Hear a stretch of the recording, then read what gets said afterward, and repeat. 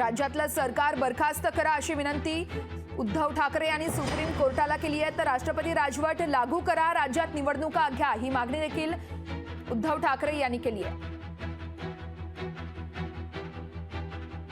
ज्याप्रमाणे गणपत गायकवाड या भाजपच्या आमदारांनी भर पोलीस स्टेशनमध्ये गोळीबार करतानाचा तो व्हिडिओ कोणीही न मागता प्रकाशित झाला, सर्वांसमोर आला।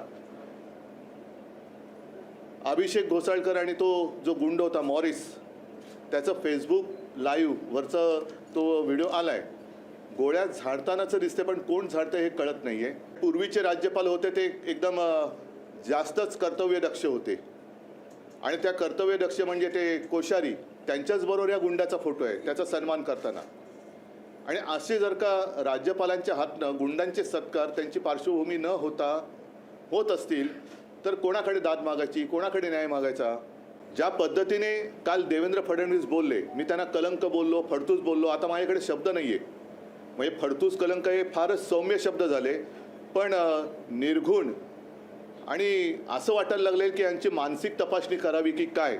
आपल्या राज्याला एक मनोरुग्ण गृहमंत्री लाभलाय का, अशीच कालची त्यांची प्रतिक्रिया होती, अत्यंत संतापजनक होती।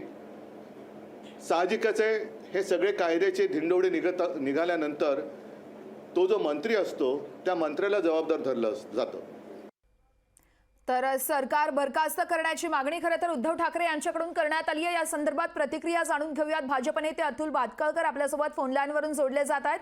अतुलजी, उद्धव ठाकरे यांनी खरं तर राज्यात राष्ट्रपती राजवट लागू करण्याची मागणी केली आहे, तसेच राज्यात निवडणुका घ्या असं देखील उद्धव ठाकरे म्हणतायत। तुमची पहिली प्रतिक्रिया?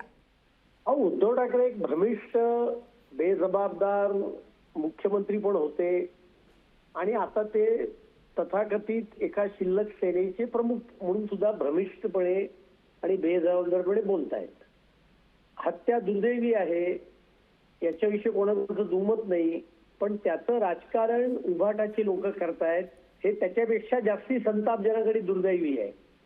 2 जण फेसबुक लाईव्ह करतायत, त्याच्या ऑफिसमध्ये बसलेत आणि त्या माणसाने नंतर त्या अभिषेक घोसाळकरांवर गोळ्या झाडल्या। यात कायदा सुव्यवस्थेचा काय प्रश्न येतोय? आणि उद्धव ठाकरे एवढ्या गप्पा मारतायत, हे महाशय मुख्यमंत्री असताना जेव्हा कायम 2.5 वर्ष ते घरामध्ये आत कडी लावून बसले होते, तेव्हा यांच्या पोलिसांनी मुकेश अंबानींच्या घरासमोर स्फोटकं ठेवली।